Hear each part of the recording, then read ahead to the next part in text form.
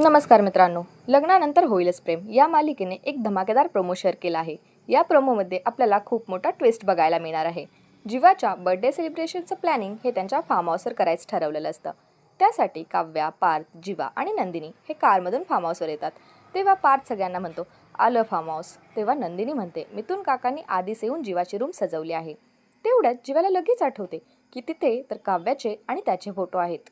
जीवाने काव्याला त्याच्या फार्म हाऊसवरती नेऊन सरप्राईज दिलं होतं. तेव्हाचे फोटो अजूनही त्यांच्या फार्म हाऊसवरतीच असतात. तो गाडीतून पटकन उतरत धावत फार्म हाऊसकडे जातो आणि विचार करत असतो, माझे आणि काव्याचे फोटो सगळ्यांनी पाहिलेत तर. इकडे काव्या खुश होऊन म्हणत असते, आता खोलीत गेल्यावर सगळ्यांना खरं काय आहे ते कळेलच. पार्थ आणि नंदिनी जीवा असा का पळत गेला याचा विचार करत असतात. नंतर मात्र पार्थ, नंदिनी तिघेही रूमवरती जाऊन बघतात तर चेहऱ्यावरचे त्यांचे हावभाव मात्र शॉकिंग असतात. पण तिथे काव्या आणि जीवाचे फोटोजच नसतात, कारण मिथुन काकांनी ते फोटोज आधीच हटवून टाकलेले असतात. जीवाच्या प्रेम प्रकरणाबद्दल फक्त मिथुन काकांना समजणार आहे.